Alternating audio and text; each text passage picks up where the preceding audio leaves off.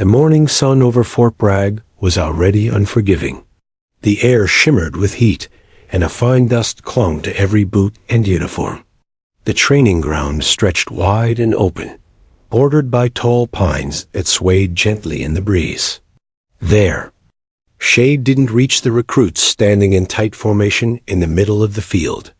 180 of them stood shoulder to shoulder, each wearing identical olive-green PT uniforms, their boots perfectly laced, their expressions a mix of determination, unease, and something else, the quiet fear of failure. They had been warned about the confidence course in the days leading up to this morning. Rumors about its difficulty had circulated in the barracks, whispered in half-joking tones that weren't really jokes. The obstacle course was designed to strip a person down, to reveal whether they had the mental grit to keep moving when their bodies screamed to quit. Some obstacles were straightforward: balance beams, rope swings, low crawls under barbed wire. Grueling, yes, but manageable. But there was one in particular that loomed larger than the rest. Dead center on the course, standing tall like a medieval fortress gate, was the confidence wall. 12 feet of solid timber, smooth and unyielding, without a single rope, ladder, or foothold. It wasn't just a test of strength, it was a test of will. Sergeant Collins, the man in charge of breaking these recruits into soldiers, paced slowly in front of the formation. He was a man carved from military stone, broad-shouldered, weather-beaten face, voice rough as gravel.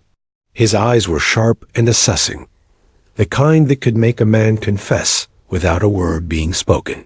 "This," Collins began, pointing toward the towering wall, "is the first obstacle you face today, and it's the first one that'll decide whether you've got what it takes to be here."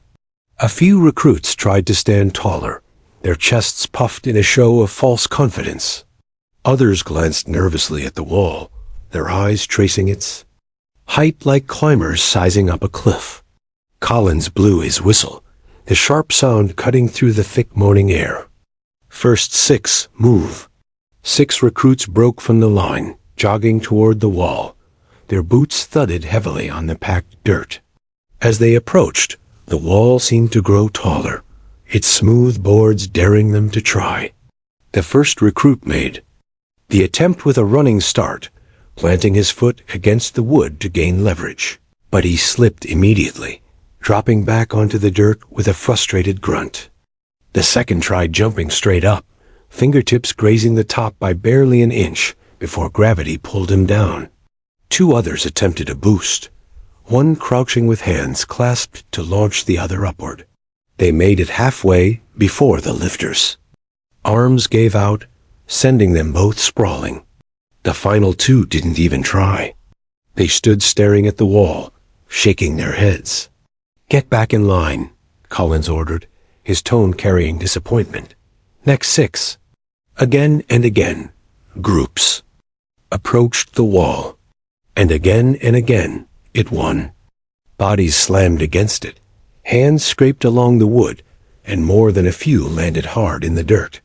The wall didn't just block them physically, it ate away at their morale. By the 10th group, the whispering began. "No one's gonna make it over. They say the last time someone cleared it was weeks ago. I heard some ranger couldn't even—" Collins' glare silenced them, but the doubt had already sunk its claws in. By the 12th group, the atmosphere had changed. The wall wasn't just an obstacle anymore. It was an opponent. The recruits had started approaching it with hesitation instead of aggression, shoulders slumping even before their turn. The air was thick with heat and defeat. Those who had already tried avoided eye contact with those still waiting, afraid of sharing the look of someone who had failed. Collins pulled his cap lower and muttered under his breath, "We might be here all damn day." Then something unexpected happened. From the far edge of the field, beyond the obstacle course and out near the supply sheds, movement caught his attention. A figure was making his way toward the group, not with the sharp, precise march of a soldier, but with the slow, deliberate steps of a man on no one's schedule but his own. Samuel Harper, the base janitor, was pushing a mop bucket across the gravel. Sam was in his mid-50s, with sun-browned skin and lines etched deep into his face from years of work, both the kind you get paid for and the kind life forces on you. His faded blue ball cap looked like it had survived decades of sun and rain.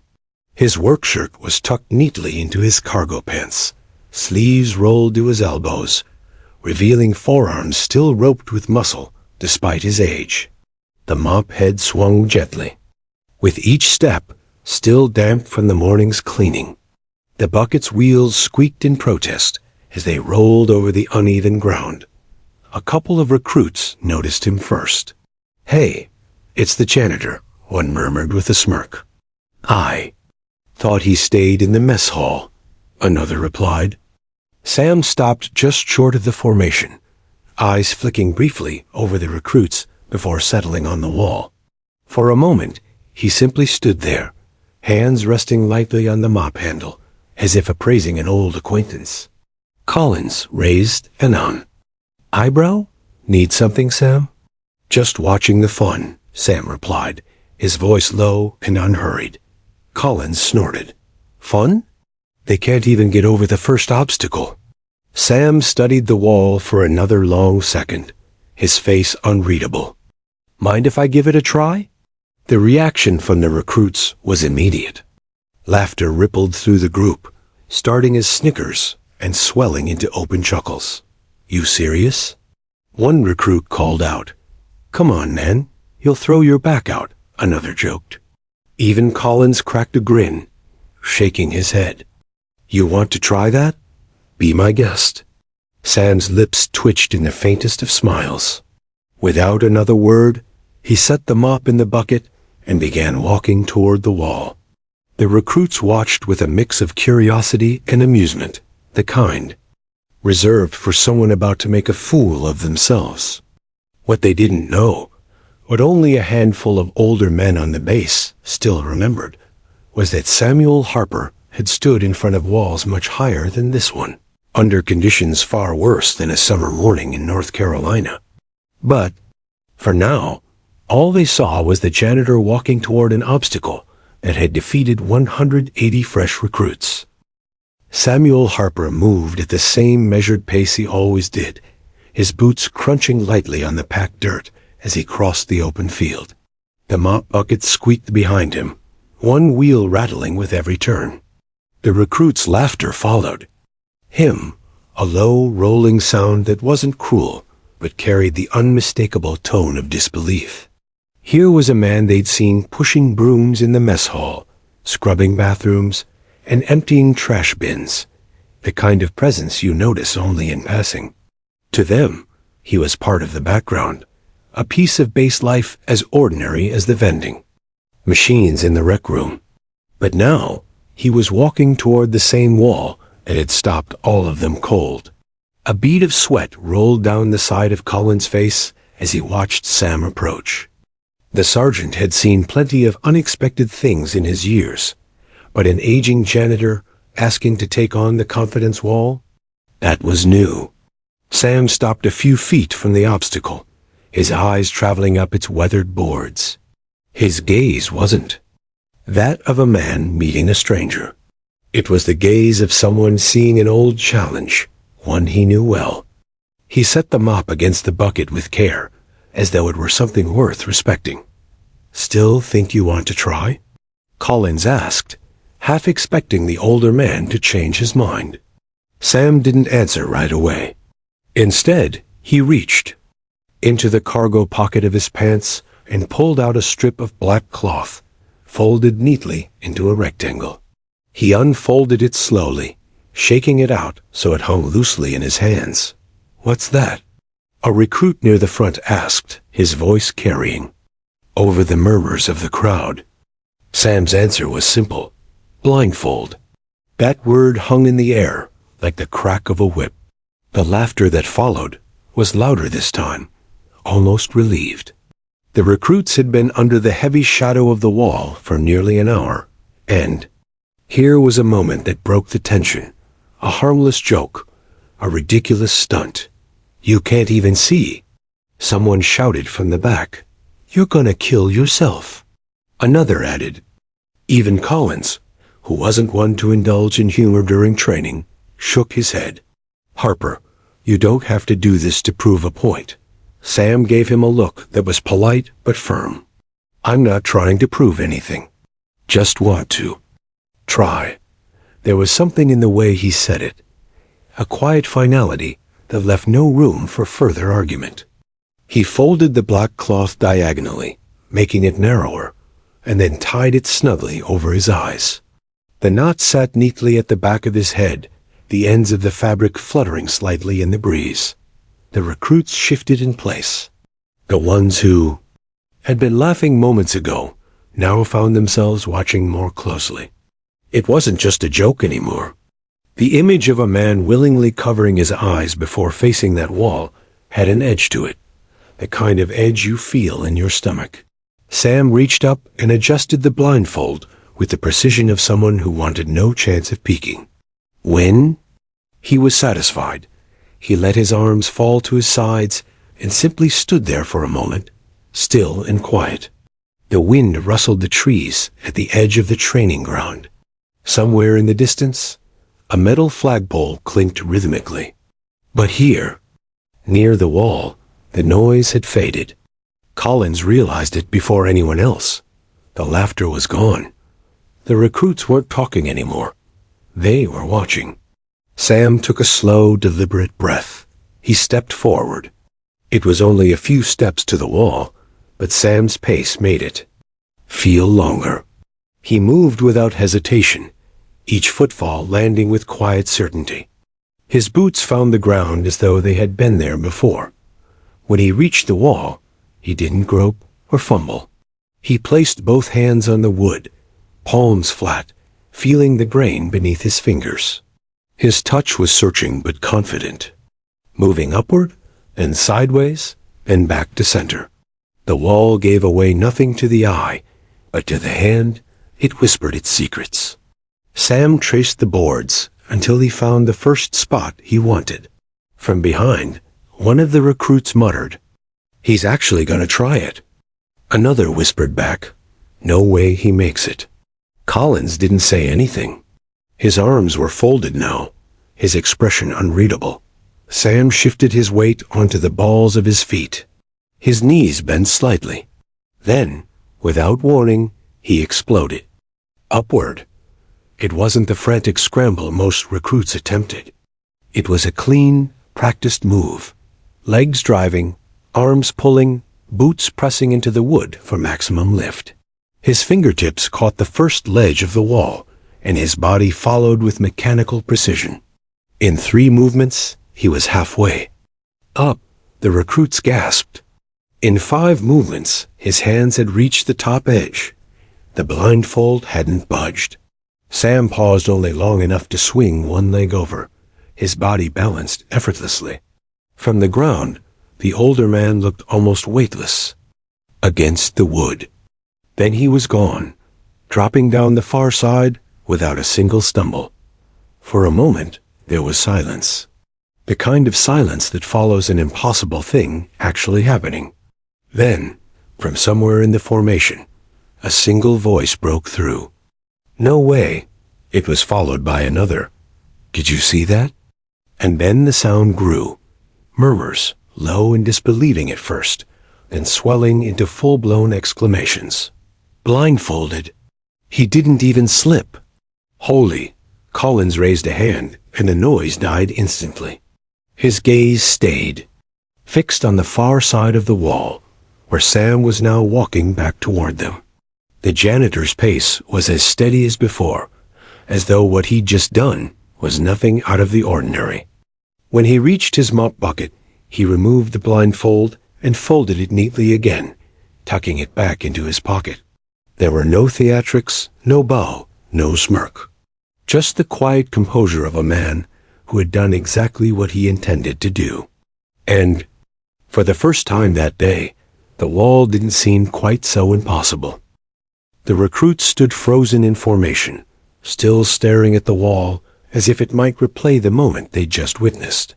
The heat, the dust, the sting of earlier failures, all of it had been eclipsed by what they'd seen.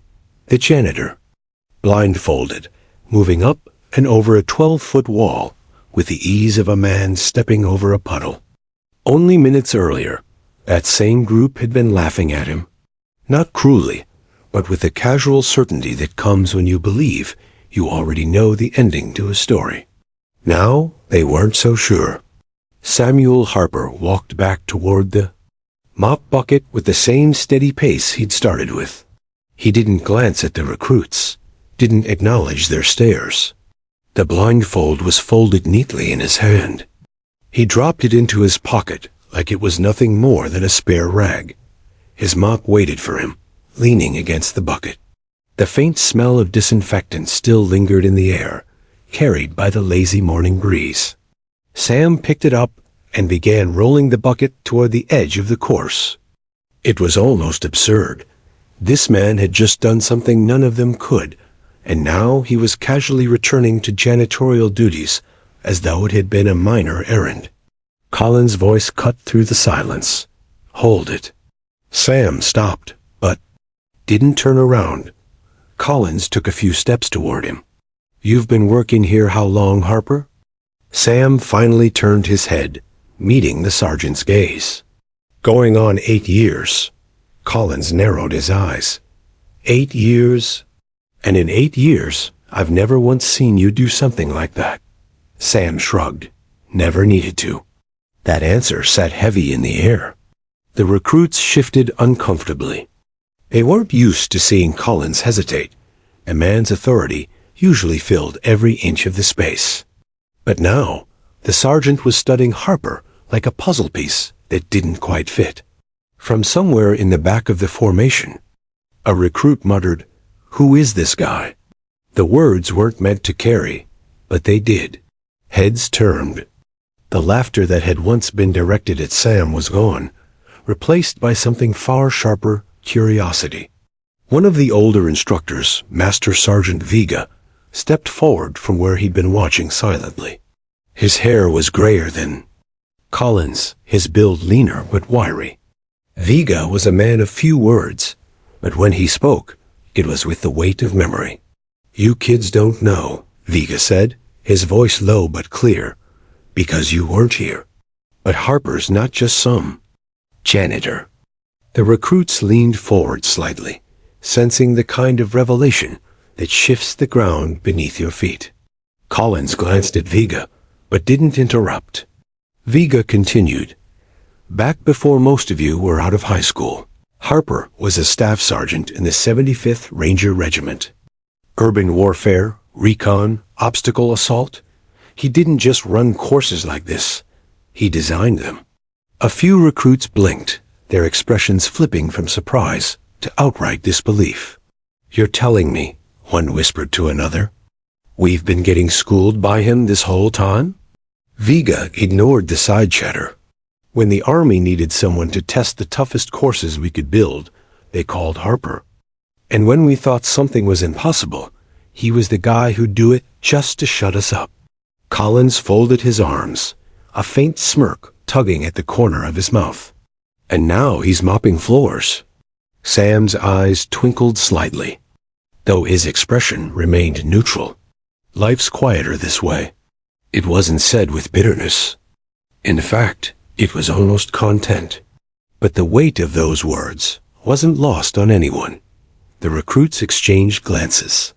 The image of Sam sweeping floors in the mess hall now clashed violently with the picture forming in their minds. A younger version of him scaling walls, dodging live rounds, and leading men through the kinds of situations they couldn't even imagine. For the first time all morning, the wall no longer felt like the enemy. It felt like a challenge they had been given by someone who truly understood it, someone who had looked at it, blindfolded, and decided it wasn't worth making a big deal over. Collins saw the shift in their faces. The uncertainty, the doubt, was still there, but it was no longer the kind that froze them in place. It was the kind that itched to be burned out by action. He turned to Harper. "You feel like showing them again?" This time without the blindfold? Sam shook his head. "They don't need to see me do it again." He nodded toward the wall. "They need to see themselves do it." The simplicity of that sentence hit harder than any drill sergeant's barked order. A few recruits straightened their backs. Others clenched their fists, eyes locked on the obstacle. Viga grinned faintly. "You heard the man. Form up." Colin's whistle pierced the air again. "First 6, move." But this time, the energy was different. The first recruit sprinted toward the wall, boots pounding the dirt.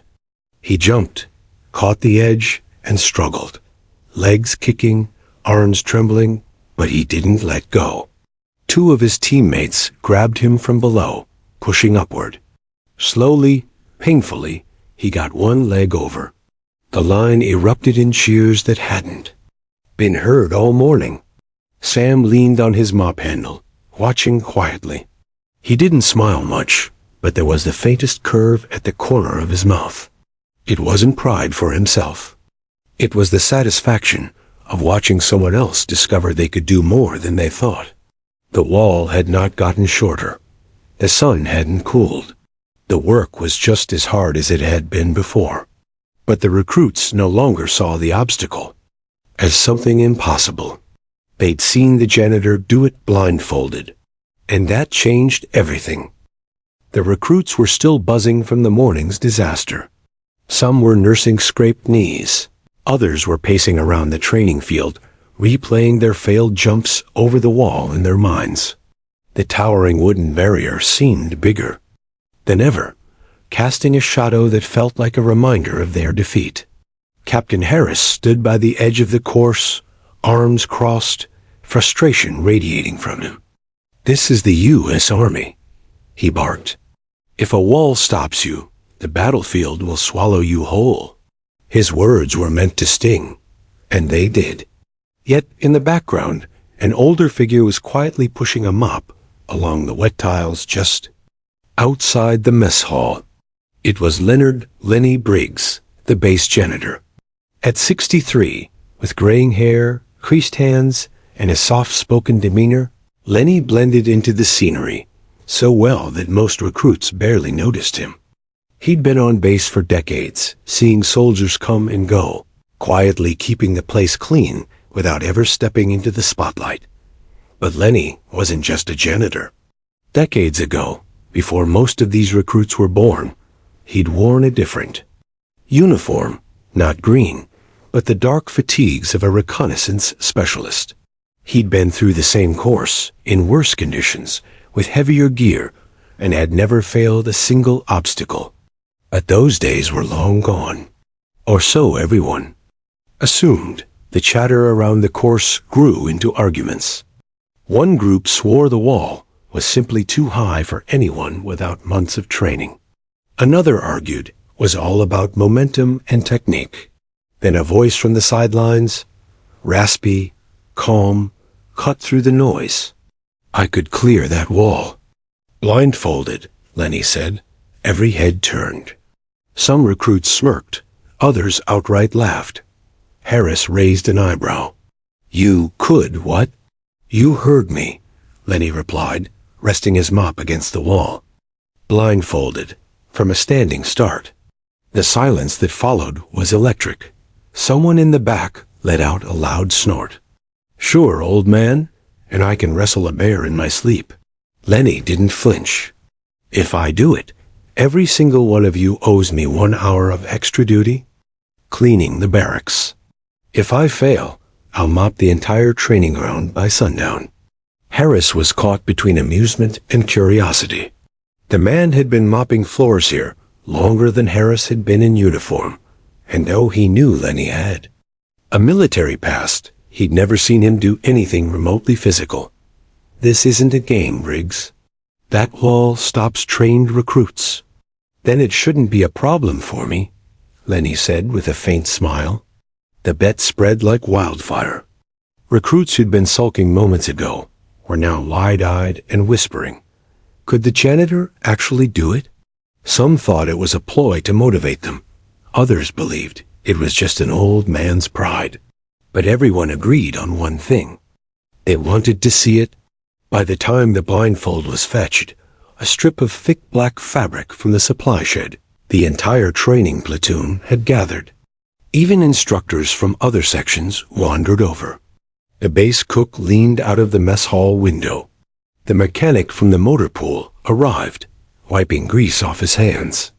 It seemed the whole base had caught wind of the challenge.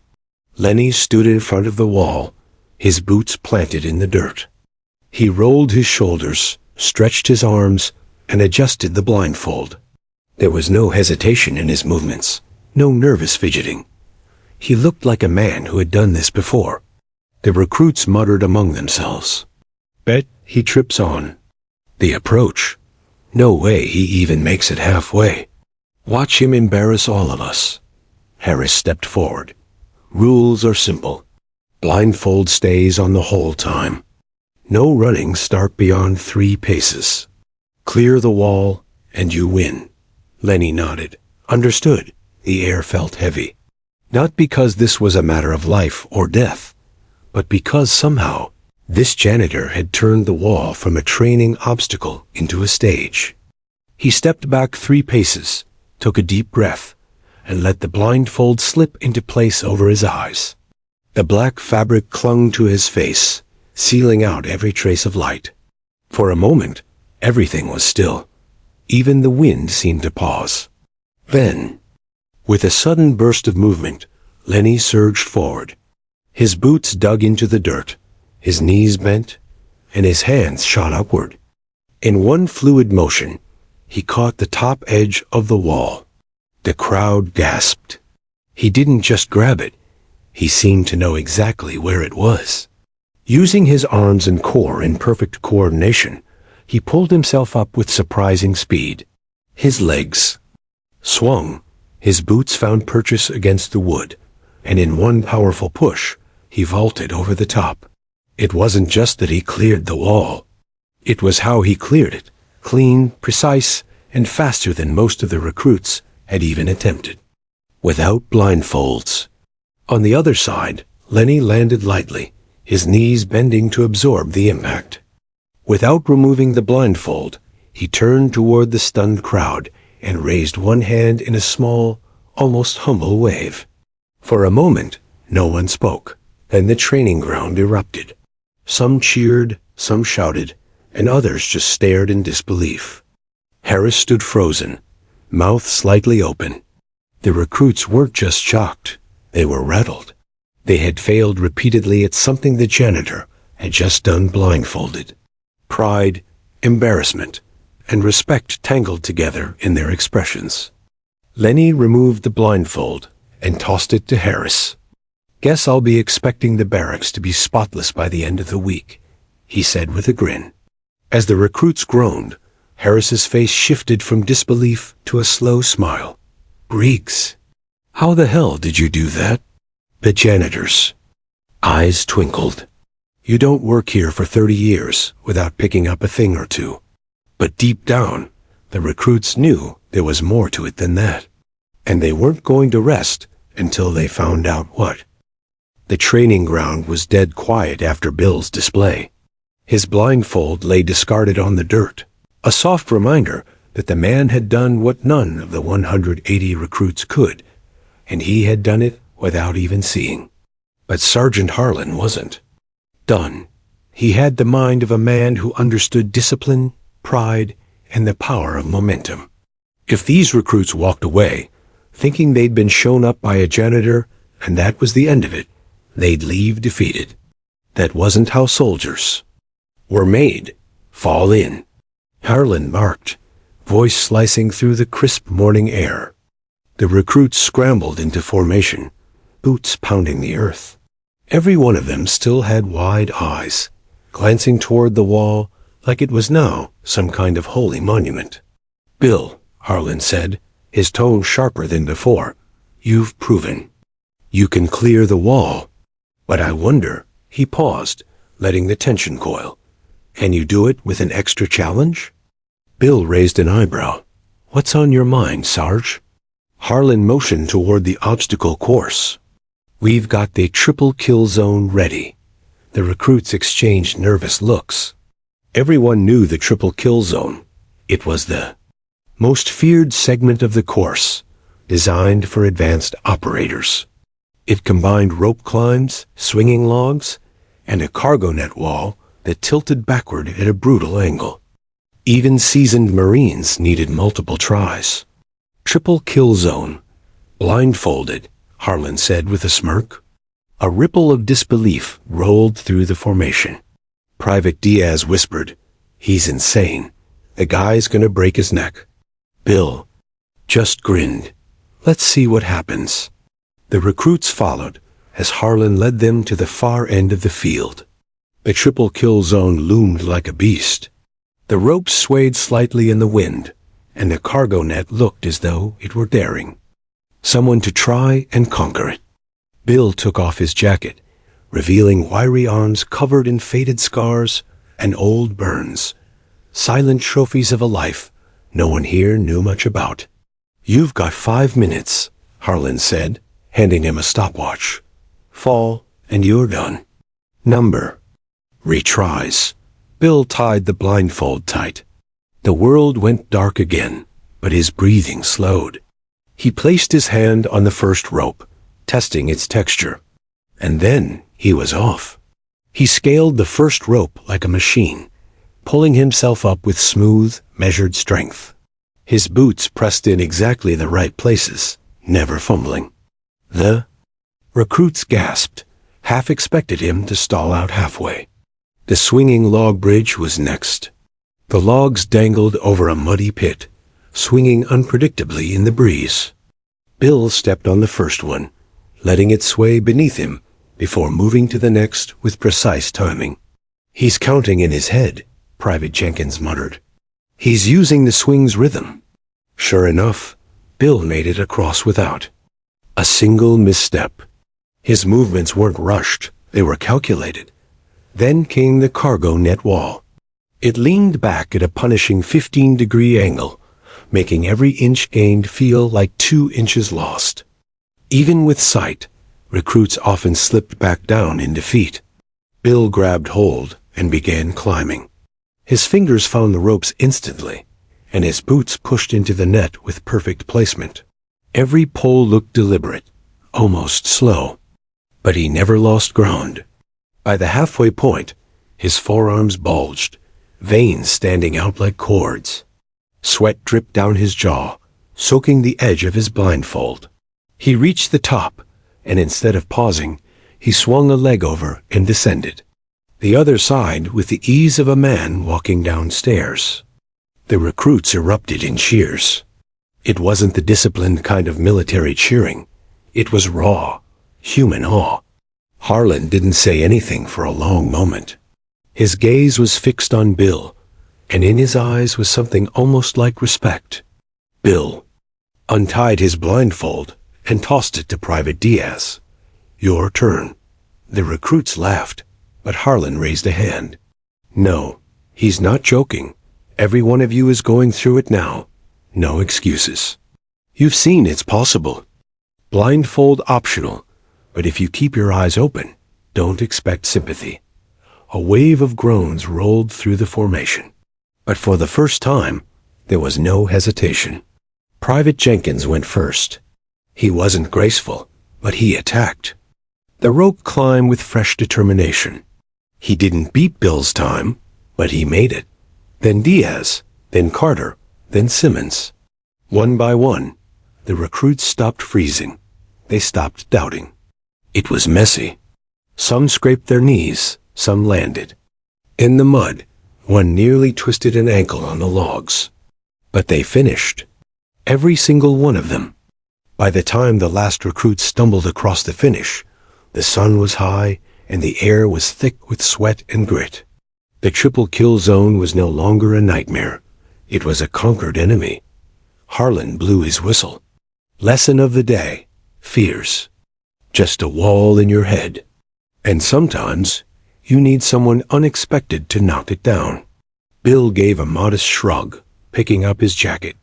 Or climb over it blindfolded. The recruits laughed, but the truth hung heavy. What they'd seen wasn't just skill. It was proof that limits were negotiable and often self-imposed. And deep down, every one of them knew tomorrow's challenges wouldn't seem so impossible anymore. That night, the barracks were alive with a restless energy. Normally, recruits would be out cold after a day like this. Muscle aches, bruises, the fatigue of constant drills. But tonight, no one could sleep. The story of Bill's Blindfolded, run through the triple kill zone, had become legend in under 12 hours. Every retelling grew more dramatic. Some swore he never even touched the swinging logs. Others claimed they heard him humming a tune while climbing the cargo net. In reality, Bill was quietly sweeping the dimly lit hallway outside, same as every night. The clang of his broom against the wall was steady, unbothered by the chatter from inside the rooms. At 0430, long before the wake-up horn, Sergeant Harlan peered in the doorway. His silhouette filled the frame, his arms crossed. "Up," he barked. "All of you. Field gear. 10 minutes." The recruits groaned, but obeyed. In the military, surprise wake-ups meant one of two things: punishment or something far worse. Bill leaned on his broom, watching them scramble past. "Sarge, you need me for this one?" Harlan gave a small smirk. "You're already coming." Outside, the air was heavy with the scent of rain. Clouds hung low, and a faint rumble of thunder rolled across the horizon. The recruits formed up, boots squelching in damp earth. Harlan paced in front of them, his gaze hard. "You've been feeling pretty proud after yesterday," he began. "But there's a difference between performing in daylight on dry ground and performing when the world is trying to break you." He pointed toward the north side of the training grounds, where floodlights cut through the darkness. The wall stood there, slick from the mist, and beyond it, a set of obstacles none of them had seen before. "This," Harlan said, "is the Night Gauntlet." The Night Gauntlet was designed for Special Forces candidates. Unlike the regular course, it wasn't about speed alone. It was about navigation, decision-making, and survival in conditions meant to disorient and exhaust. The path snaked through dense forest, across mud pits, over unstable rope bridges, and into narrow trenches filled with freezing water. Some obstacles were deliberately hidden in shadow. Others were designed to make recruits second-guess every step. "You will go in teams of 2, Harlan continued. "No one finishes alone. You either cross together, or you don't cross at all." Private Diaz glanced at Bill. "Guessing you're my partner?" Bill chuckled. "I'm not running this one. Just here to watch." But Harlan's voice cut in. "Wrong. Bill's. Going last, alone, blindfolded." The recruits turned as one. No one knew whether Harlan was trying to prove a point or break the man outright. Bill didn't protest. He simply took a sip from his dented canteen and said, "Save me a spot."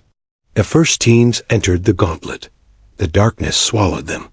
Within minutes, the sounds of splashing, grunting, and the occasional shouted curse echoed back.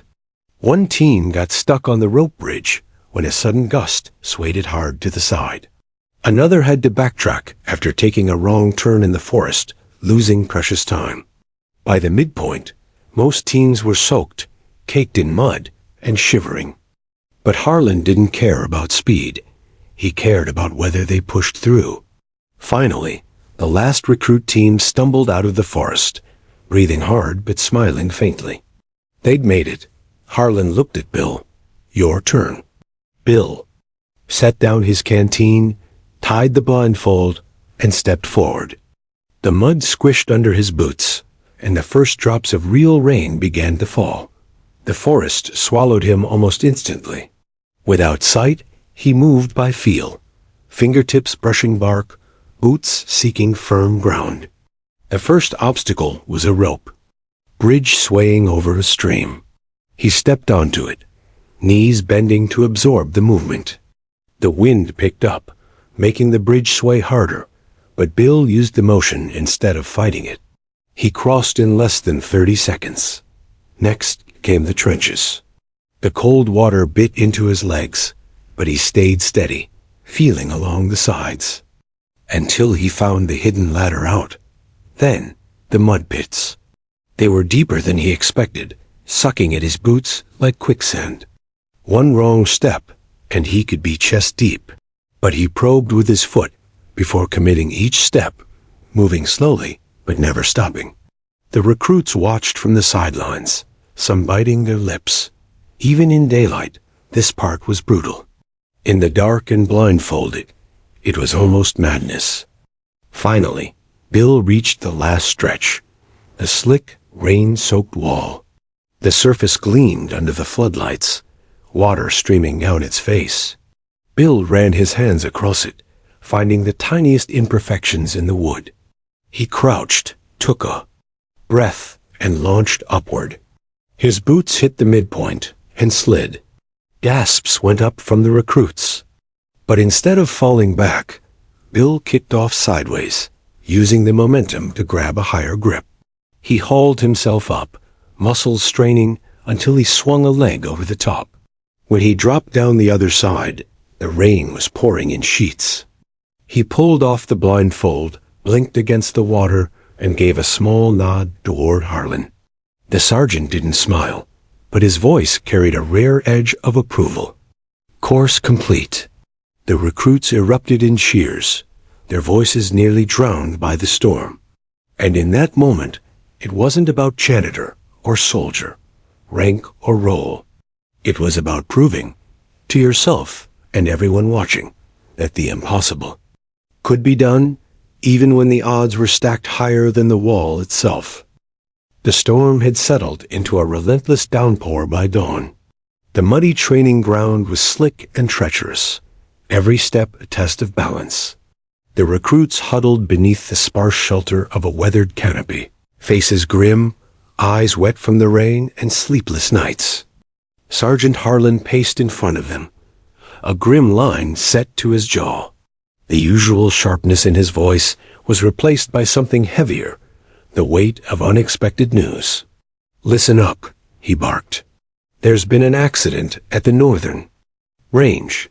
A training explosion went off earlier than scheduled. One of our teams is trapped in the debris." A collective intake of breath rippled through the group. Some recruits exchanged nervous glances. Others steeled themselves. The obstacle. Course, the challenges. Those seemed distant now. Bill Harper, still dripping from the rain, straightened. His mop bucket was nowhere to be seen. The janitor was no longer a bystander. "We're mobilizing a rescue squad," Harlan continued. "You're either with us or standing down. I want every able-bodied recruit ready to move in 15 minutes. The recruits snapped to attention. The training ground transformed into a hive of hurried activity. Gear was strapped on, radios checked, first aid kits packed. The mood was tense but focused. Bill caught the eye of Private Diaz, who was fumbling with his helmet strap. "Stay sharp," Bill said quietly. "This isn't like the course." Diaz nodded, swallowing hard. The convoy of Humvees roared too. Life, engines splashing through puddles as they sped toward the northern range. The rain beat against the vehicles, windows fogged with urgency and fear. When they arrived, the scene was chaotic. Smoke and dust mingled in the air. Chunks of twisted metal and shattered earth scattered across the landscape. The distant cries of injured soldiers pierced the steady drum of rain. Harlan took charge immediately, barking orders. "Medical teams here, clear a path."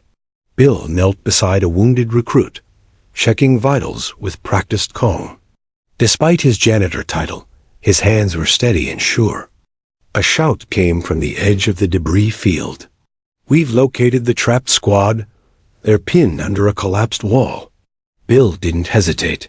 With a small group of recruits, he moved toward the wreckage, pushing aside splintered wood and twisted steel.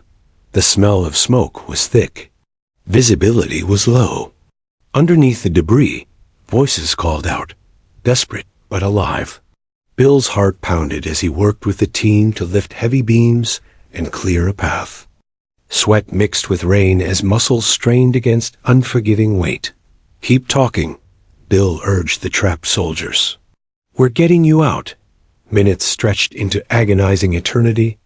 One of the recruits found a gap just wide enough to pass through, and Bill slipped inside, blackened face pressing against broken concrete. The trapped men were bruised and shaken, but alive. Bill offered words of comfort, moving quickly to stabilize the worst injuries. Back outside, the rescue effort intensified. Recruits formed chains, passing tools and supplies. After what felt like hours, the last soldier was pulled free. Cheers erupted, but Bill held back, eyes scanning the dark clouds overhead. This wasn't over, not by a long shot. Suddenly, a deep rumble shook the ground. Another explosion, smaller, but close enough to send everyone sprawling. Fall back, Harlan shouted. Secondary blast. Chaos reigned as the team retreated, dragging injured comrades. Bill was the last to leave the debris, making sure no one was left behind. Back at base, as medics worked on the wounded, Bill stood outside the infirmary, rain soaking through his jacket. His mop bucket sat abandoned near the door, a symbol of how far from normal this day had become. The recruits looked at him differently now. No longer just a janitor or a legend from a past life, but a leader. Someone who didn't just scale walls blindfolded, but who faced real danger and never wavered. And as the sun finally broke through the clouds, drying the muddy ground, Bill knew that this day, this challenge, had changed everything. The sun's first light filtered through the broken clouds, casting long shadows over the training ground. The rain had washed away the grime and mud, but the events of the past day weighed heavily on everyone's minds. Inside the infirmary, injured recruits rested, their breaths slow but steady. Outside, a quiet hum of activity stirred as others prepared for the next day. Yet the mood was different, less tense, more determined. Bill Harper stood near the entrance, watching the base awaken. His mop bucket sat beside him, no longer a symbol of routine, but one of endurance and transformation. Sergeant Harlan approached quietly, a rare softness in his gaze. You did good, Harper, more than good. Bill shrugged, eyes on the horizon. I was just doing what needed to be done. Harlan nodded, then gestured toward the recruits gathered nearby. They're asking for you. They want to hear your story. The recruits assembled in a semicircle, faces eager and curious. The wall no longer seemed like an insurmountable obstacle, but a symbol of what they could overcome. Bill cleared his throat, feeling the weight of their attention. I wasn't always the janitor, he began. Once I was like you, young, full of fire, ready to prove myself. The wall was just another challenge back then. He told them about his days in the Rangers, the missions, the training, the mistakes, and the lessons learned. How sometimes the toughest battles weren't fought with weapons, but with will and grit. A hand went up, Private Diaz. Why the, janitor now? Why come back to this? Bill smiled faintly. Because sometimes life changes. But that doesn't mean the fight ends. It just takes a different shape. He looked around at the faces before him, faces full of potential and promise. You're the future. The wall isn't just wood and nails. It's a test of your heart. The recruits nodded, inspired. The barriers that had frozen them now felt like stepping stones. Sergeant Harlan stepped forward. Starting tomorrow, you'll run the course again. But this time, with something new, belief. Cheers erupted, voices ringing with renewed energy. Bill felt a quiet pride. He knew the wall wouldn't be easy. It never was. But now, it was a challenge they would face together. As the sun climbed higher, Bill picked up his mop and bucket, ready to return to his duties. But this time, he wasn't just the janitor. He was a mentor, a legend, and a symbol of perseverance. And the wall? It stood tall, waiting for the next recruit to find the courage to climb it. The end.